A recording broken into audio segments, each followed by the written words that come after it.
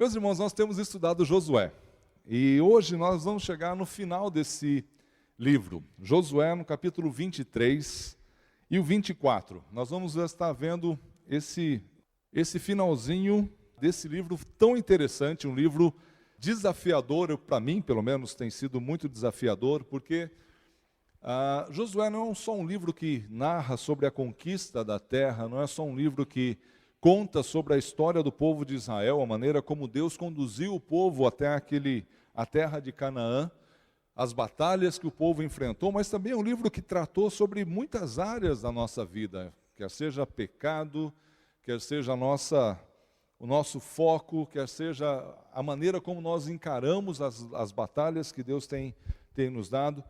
Isso faz com que a gente possa aprender muita coisa desse livro.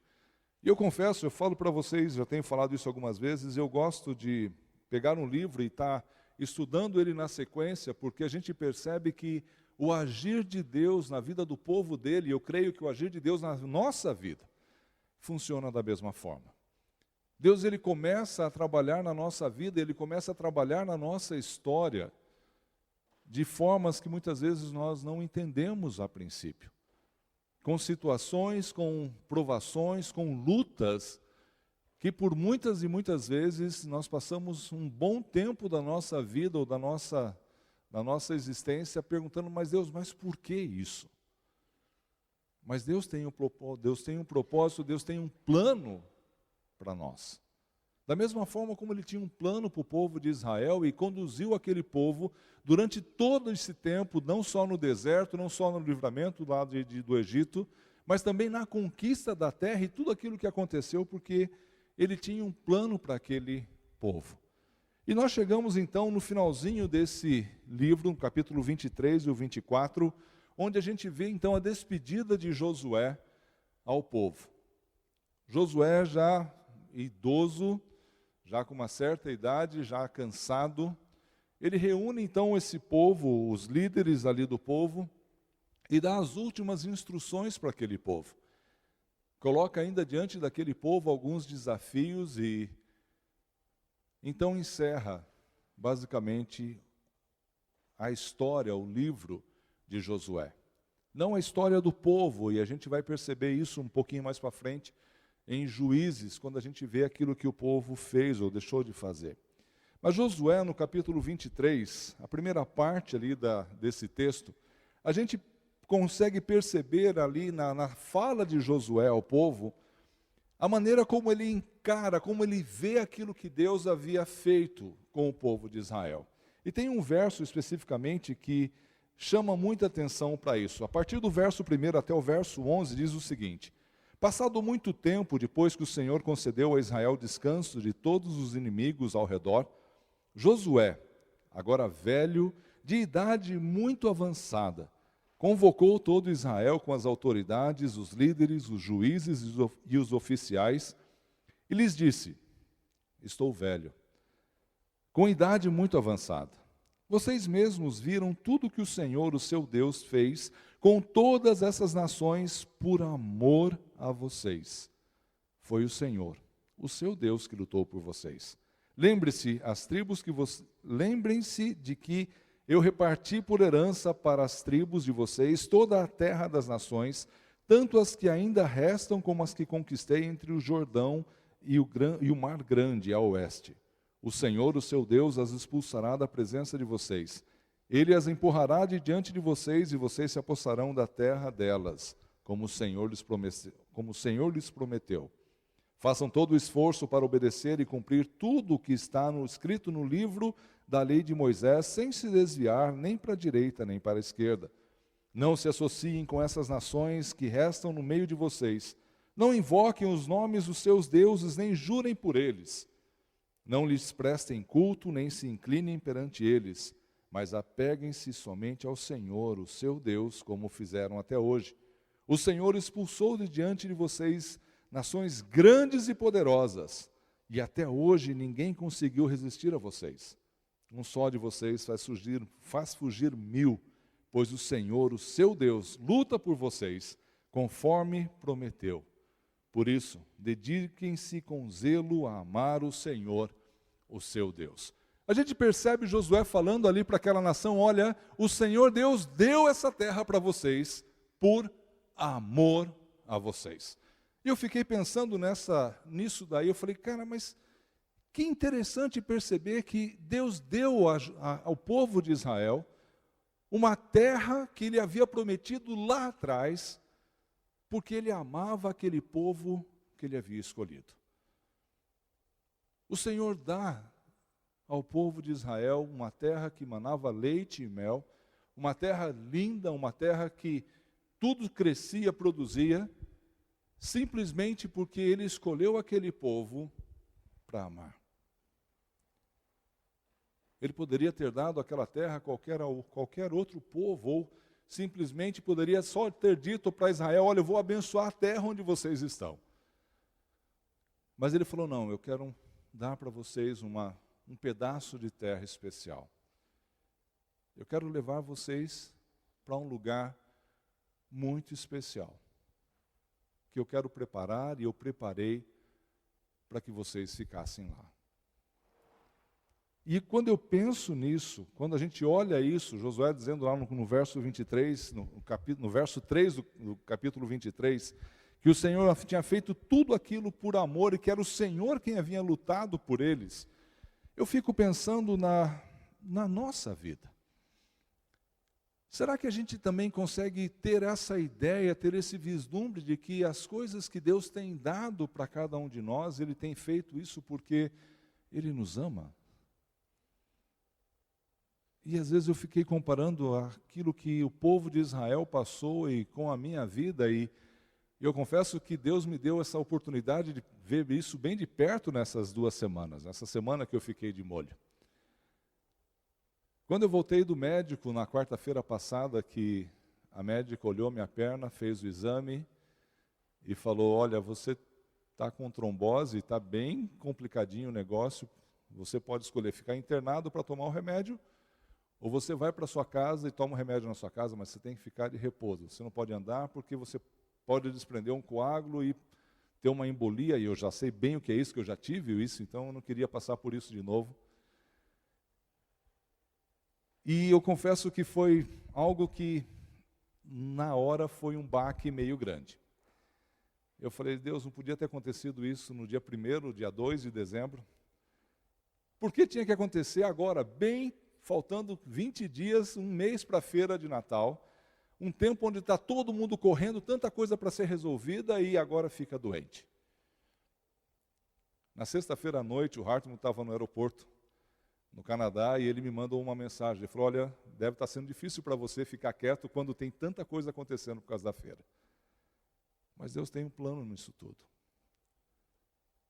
E com certeza, o fato de eu ter ficado esse tempo enrolado lá na cama, sentado, irritado, e eu confesso que quando eu estou doente eu não sou fácil, a Lita tem que ter muita misericórdia, mas é porque Deus me ama e cuida de mim. Mas o amor e o cuidado que Deus tem por cada um de nós, muitas vezes ele é manifesto de formas que muitas vezes nós não entendemos. E eu confesso que quando eu estava lendo esse texto e vendo Josué falando para o povo, para os líderes, que Deus havia dado aquela terra a eles por amor, eu fiquei pensando, será que eles entenderam isso quando passaram 40 anos andando naquele deserto? Todos os pais já haviam morrido, todos aqueles que saíram do Egito já haviam perecido no meio do deserto, tiveram que enfrentar exércitos grandes, foram disciplinados porque Acã pecou e 30 e poucas pessoas morreram ali. Eu falo, mas que raio de amor é esse que eu sou obrigado a lutar, que eu sou obrigado a colocar a minha vida em risco para poder receber essa herança que o Senhor tem dado? E talvez a gente pense da mesma forma com o Senhor, porque a maioria das vezes nós pensamos que a pessoa ou que alguém nos ama somente quando faz a nossa vontade, daquele jeito que nós não precisamos fazer nada. Nós pensamos que nós só somos amados quando alguém chega no café da manhã, com o café da manhã na cama, tudo arrumadinho, como a Lita ganhou no aniversário dela da MCM, ganhou uma cesta de café da manhã tão bonita, tão linda. Às vezes nós pensamos que o amor se revela somente nesse tempo. Que as lutas que nós passamos, que as dificuldades que nós enfrentamos, não são demonstração de amor, mas são. São uma das maiores demonstrações de amor que nós podemos ter. Quando nós olhamos lá em Romanos, no capítulo 8, versos 28 e 29, Paulo diz o seguinte: sabemos que Deus age em todas as coisas para o bem daqueles que o amam, dos que foram chamados de acordo com o seu propósito, pois aqueles que de antemão conheceu também o predestinou para serem conformes à imagem do seu Filho, a fim de que ele seja o primogênito entre muitos irmãos. Sabemos que Deus age em todas as coisas para o nosso bem. E esse em todas as coisas são coisas boas e coisas difíceis. Mas o amor do Senhor Deus por nós é demonstrado também nesses momentos de luta e de provas, para que nós possamos ser forjados, para que nós possamos ser parecidos com Jesus. Porque quando nós recebemos tudo sem luta, quando nós recebemos tudo sem dificuldade alguma, ou quando nós não experimentamos um pouquinho do sofrimento, nós começamos a ficar parecido com as crianças. Que uma vez você dá uma balinha antes do almoço, e no outro dia ela acha que ela pode ter mais balinha antes do almoço. E quando você fala, não, agora você vai almoçar, aquela criança se joga no chão, começa a espernear e fala, não, eu quero. Não, eu preciso, eu tenho direito. Nós somos assim. Então, quando nós olhamos para aquilo que Josué está dizendo ao povo, recordando ao povo tudo aquilo que Deus havia feito durante aquela guerra, durante toda aquela empreita, e a gente percebe que não foi uma coisa simples, não foi um presente dado assim de graça para o povo. A gente vê que Deus nos ama, que Deus amava o povo mesmo dando lutas, mesmo dando batalhas para aquele povo vencer. E eu gostaria que nós começássemos a olhar para a nossa vida da mesma forma, entendendo que Deus, mesmo nos amando, Ele permite que a gente passe por dificuldades. E isso não tira, não diminui o amor dele por cada um de nós. Deus nos ama porque realmente Ele escolheu nos amar. E a forma que Ele demonstra esse amor é, muitas vezes, permitindo lutas na nossa vida. Mas é interessante que a gente percebe ali que Josué fala sobre esse amor que Deus tem pelo povo, dando para ele aquela terra, cuidando do povo daquela terra, mas ele também chama atenção para que o povo também olhasse um pouquinho mais para aquilo que Deus havia feito. O verso 6 e 7 do capítulo 23 diz assim: façam todo o esforço para obedecer e cumprir tudo o que está escrito no livro da lei de Moisés, sem se desviar nem para a direita nem para a esquerda, e não se associem com essas nações que restam no meio de vocês. Não invoquem o nome dos seus deuses, nem jurem por eles. Não lhes prestem culto, nem se inclinem perante eles. Aí você fala, mas pastor, que presente de grego é esse? Deus dá um presente e Deus fala que me ama e dá uma lei tão dura para eu seguir, uma lei tão complicada para a gente viver. Foi isso que Josué estava dizendo para o povo. Ele acabou de falar que Deus havia dado aquela terra para o povo por amor. E logo depois ele fala para o povo, mas olha, lembra daquilo que está escrito no livro da lei de Moisés, não se desvie para nenhum lado, segue ali fielmente. E aí quando nós pensamos nisso, a gente vai lá em Deuteronômio, no capítulo 20, o verso 16 e o 17 fala, contudo, na cidade das nações, que o Senhor, o seu Deus, lhes dá por herança, não deixem vivo nenhuma alma. Conforme a ordem do Senhor, o seu Deus, destruam totalmente os hititas, os amorreus, os cananeus, os ferezeus, os heveus e os jebuseus.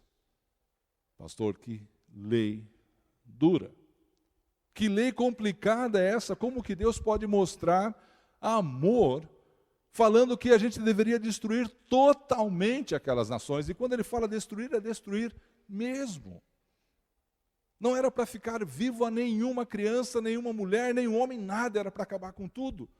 Todas as nações que estavam ali dentro daquela terra deveriam ser destruídas.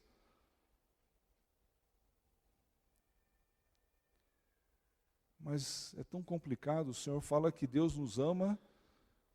Tudo bem, eu até entendo que de vez em quando Deus dá uma provinha ou outra para a gente passar, Ele me coloca de cama e faz com que eu perca emprego muitas vezes, ou permita que eu perca o emprego, ou muitas vezes eu faça alguma situação difícil. Até tudo bem, ali eu até entendo que Deus me ama. Mas quando o Senhor está dizendo que Ele me ama e me diz que eu tenho que seguir a lei dele 100%, sem falhar, sem olhar para lado nenhum, porque Ele me ama, aí, pastor, eu já tenho dificuldade. Porque a lei dele é muito pesada. Aquilo que Ele exige é bem difícil. E quando nós pensamos nisso, a gente não consegue associar muitas vezes, porque a nossa visão de mundo é muito limitada. A nossa percepção de tempo é muito curta. Nós só conseguimos olhar para o agora, para o momento. Nós começamos a sonhar com o nosso futuro, mas nós não sabemos o que vai acontecer, na verdade, no nosso futuro. Mas Deus conhece. Deus sabe. E quando Ele fala que a lei dele é algo que nós devemos seguir, que nós devemos nos debruçar e realmente vivê-la de tal forma, é porque Ele conhece aquilo que pode acontecer conosco se nós nos desviarmos dessa lei. E é exatamente isso que Ele fala para o povo de Israel, lá em Deuteronômio, no capítulo 20, o verso 18. Logo após Ele falar que eles deviam seguir, que eles deviam destruir todas aquelas nações, Ele explica o porquê. Ele fala, senão eles o ensinarão a praticar todas as coisas repugnantes que eles fazem quando adoram os seus deuses. E vocês pecarão contra o Senhor, contra o seu Deus. Ah, pastor, então seguir a lei do Senhor é para que nós não pequemos contra Deus. Sim. E é por isso que Ele nos deu leis.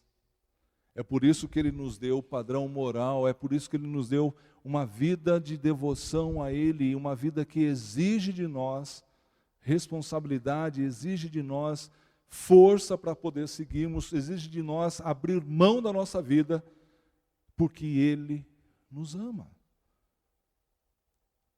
Ele ama tanto a cada um de nós, que Ele nos deu realmente, através da palavra dele, aquilo que nós devemos ou não devemos seguir, para que a gente não sofra no futuro. Porque todo pecado que nós cometemos contra o Senhor, nós sofremos as consequências dele. Todas as vezes que nós nos desviamos da palavra do Senhor, nós sofremos as consequências disso. Então a lei, aquilo que Deus tem dado de aparentemente tão difícil e talvez tão perverso a ponto quando nós olhamos para esse texto e falamos, mas Deus, como o Senhor mandou matar todo aquele povo?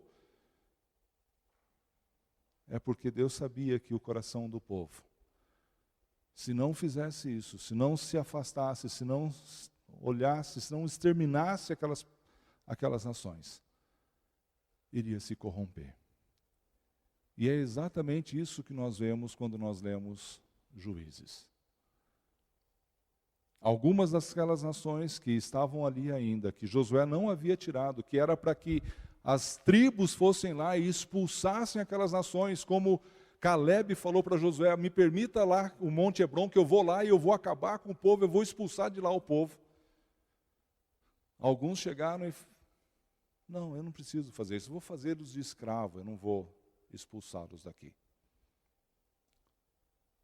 Não está escrito, mas provavelmente alguns homens chegaram e falaram, não, E nós não vamos matar todo o povo. Olha, tem moças bonitas aqui. Um comentarista ele colocou nisso, num dos comentários, falando, talvez aqueles israelitas chegaram lá e falaram, não vamos matar não aquele povo lá, porque, olha, as moças daquela nação são bem mais bonitas do que as israelitas que estão entre nós. Então vamos deixar, vamos fazer escravos e foi o que fizeram. O povo achou que as leis que Deus havia dado eram duras demais. Deram um jeitinho para acomodar a sua vida, a lei àquela sua vida, e as consequências foram complicadas lá na frente. E talvez João entendeu bem isso quando ele escreve esse alerta à igreja, em 1 João capítulo 2, o verso 15 ao 17, ele diz, não amem o mundo, e nem o que nele há. Pois se alguém amar o mundo, o amor do Pai não está nele, porque o que há no mundo, a cobiça da carne, a cobiça dos olhos, a ostentação dos bens, não provém do Pai, mas do mundo. O mundo e a sua cobiça passam, mas aquele que faz a vontade de Deus permanece para sempre. Não amem o mundo. Não comecem a comparar aquilo que Deus tem ensinado, aquilo que Deus tem falado para nós com aquilo que o mundo oferece. Porque a maioria das vezes, quando nós olhamos aquilo que a palavra de Deus nos orienta, e olhamos aquilo que o mundo nos fala, a gente percebe que não tem ligação. Quando nós olhamos, quando nós vemos Paulo exortando a igreja a não associar com pessoas com jugo desigual. Ah, pastor, mas não tem nada a ver, para quê? Qual o problema disso tudo? O Senhor sabe que lá na frente, a possibilidade de você se afastar da presença dEle é enorme. As consequências dessa nossa união vão trazer resultados doloridos, tristes para nós, para a nossa família, para os nossos filhos. Então, quando o Senhor Deus nos dá leis tão duras, tão rígidas, não podemos tirar da perspectiva de que Ele o faz também por amor. Não só as bênçãos, não só as provas, mas também a lei que Ele tem nos dado. É para que nós vivamos perto dEle. É para que nós estejamos perto dEle. Mas é engraçado que também Deus exige do povo fidelidade, como nós vimos.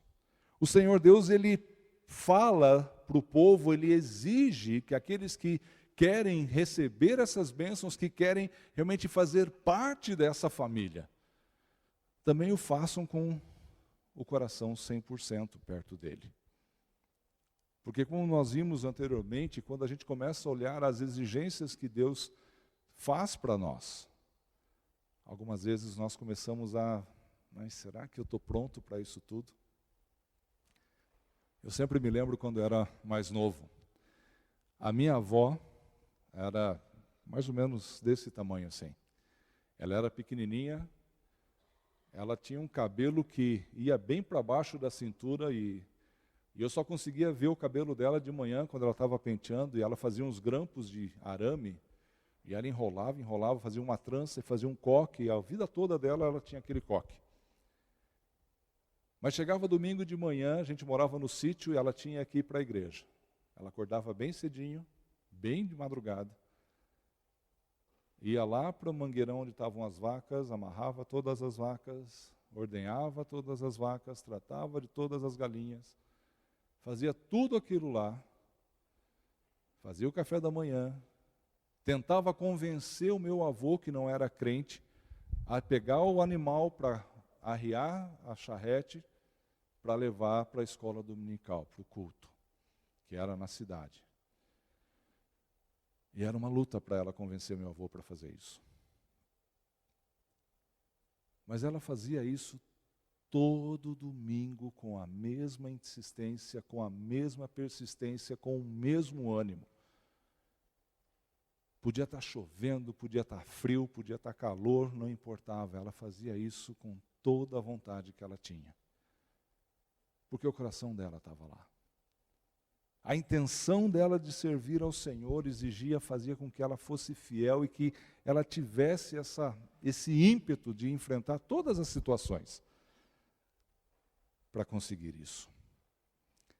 Verso 13, 12 e 13 de Josué, e a partir aqui do verso 12, a gente vai ver Josué tratando sobre essa exigência que o Deus fazia do povo. Ele fala o seguinte: se todavia vocês se afastarem, se aliarem aos sobreviventes dessas nações que restam no meio de vocês, e se casarem com eles, e se associarem com eles, estejam certos que o Senhor Deus já não expulsará essas nações diante de vocês. Sabe o que significa? É que, da mesma forma que Deus é tão generoso, que Deus é tão amoroso, que Ele faz todas as coisas por amor a nós. O amor e a bondade dele não tem como ser separados da justiça do Senhor, da retidão do Senhor. Então nós não podemos achar que Deus é só amor, que Deus nos abençoa, que Deus nos capacita, que Deus cuida de nós, e nos esquecermos que Ele cuida sim, que Ele guarda sim, mas também que Ele exige de cada um de nós fidelidade e sinceridade de coração. O Senhor Deus, Ele quer, Ele precisa, Ele faz com que cada um de nós estejamos perto dEle. Olha só o que diz lá no verso 15.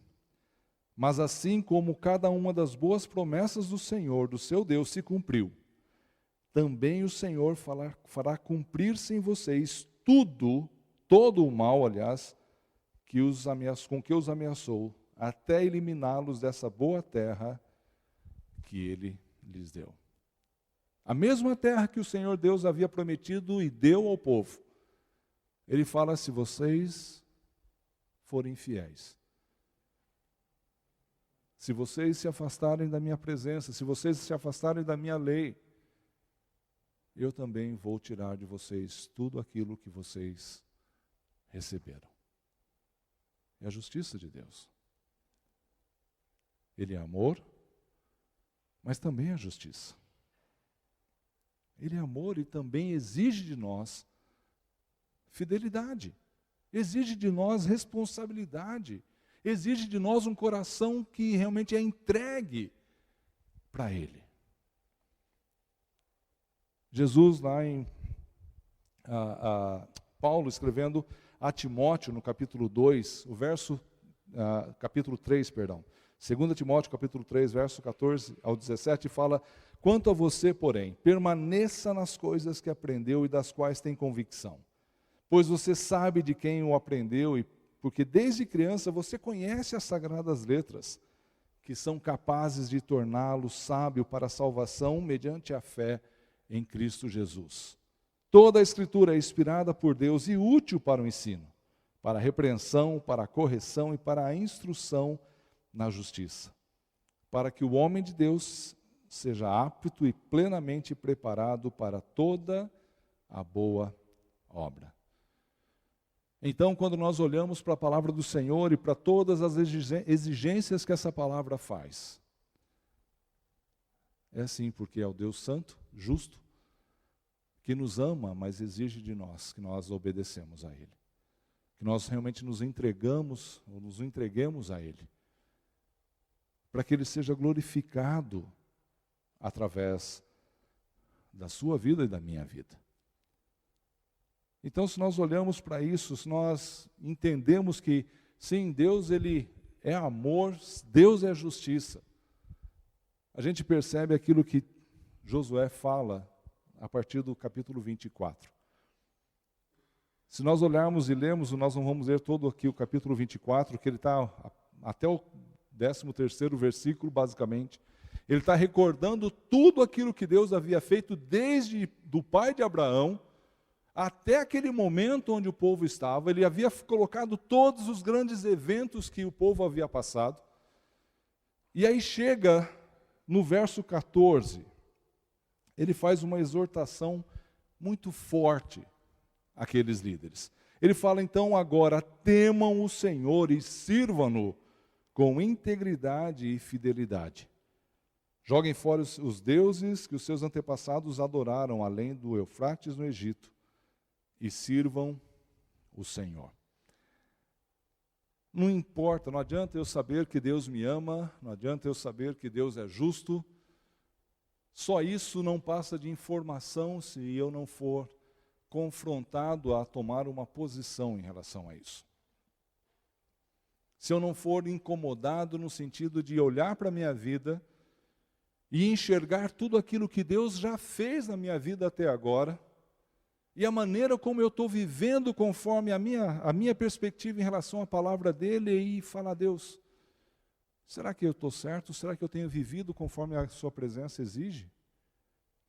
Com integridade e fidelidade? E é interessante que essas duas palavras são palavras bem interessantes. A primeira dela, que é a tradução para sinceridade ali, é emet, né? Verdade. É algo 100% real. É o que a gente entende por sinceridade, mas sinceridade é uma palavra fraca para expressar o que ele quer dizer aqui. Ser alguém que viva integralmente para o Senhor é alguém que está o seu coração de verdade voltado àquilo que Deus quer. E a segunda palavra também é inteiramente de acordo com a verdade. Não adianta apenas eu ter a intenção real de servir ao Senhor se eu não obedeço integralmente aquilo que a palavra dele diz. É o que Josué fala para que o povo faça. Temam o Senhor e sirvam-no com verdade, verdadeiramente. E realmente sejam fiéis. Façam tudo inteiramente de acordo com aquilo que ele exige. Aí nós vamos estar servindo de verdade. Ou seja, a exortação que Josué dá ao povo cabe também para nós. Cabe também para no nosso dia a dia. Será que nós temos pensado nisso de verdade? Será que eu consigo chegar diante de Deus e falar, Deus, eu te sirvo de todo o meu coração e de todas as minhas forças? Será que as minhas ações refletem aquilo que eu digo acerca do Senhor na minha vida? Ou não? Eu preciso olhar a minha vida e as minhas ações e colocar tudo junto dentro de uma balança para ver se a minha sinceridade realmente é verdadeira e para saber se a minha fidelidade é de fato fiel. Porque eu posso muito bem viver uma vida mais ou menos. Eu mais ou menos gosto de Deus e eu mais ou menos faço a vontade de Deus. Naquelas coisas que eu não concordo muito, eu não preciso fazer a vontade de Deus.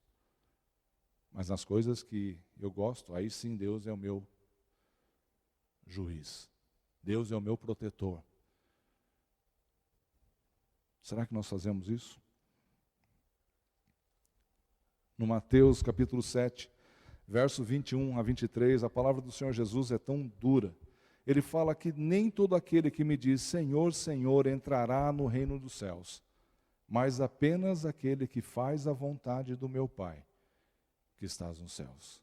E ele completa dizendo, muitos me dirão naquele dia, Senhor, Senhor, não profetizamos nós em teu nome, e em teu nome não expulsamos demônios e não realizamos muitos milagres? Então lhes direi claramente, não os conheci, afastem-se de mim vocês que praticam o mal. A nossa devoção deve ser acompanhada das nossas ações. Nós precisamos fazer conforme aquilo que Deus exige. Josué, no finalzinho, capítulo 24, verso 15, ele faz uma pergunta, e esse texto é muito conhecido, principalmente a segunda parte dele. Mas essa primeira parte, nós devíamos estar bem focados.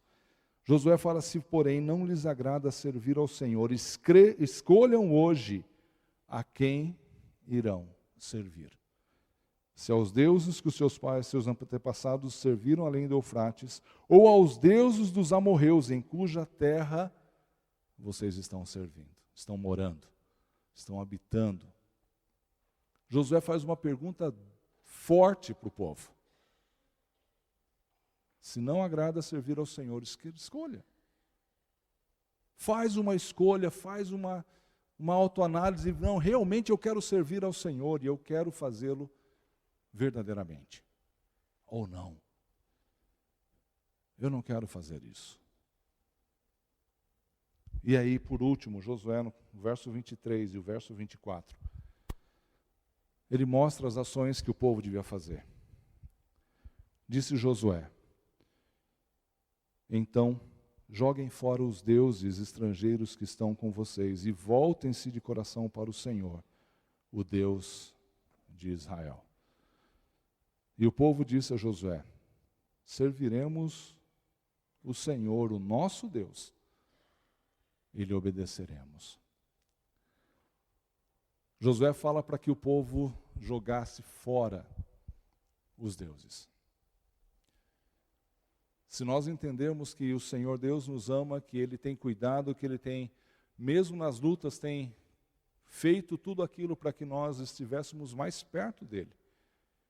Se Ele tem deixado a palavra dEle para que nós fôssemos guiados por essa palavra.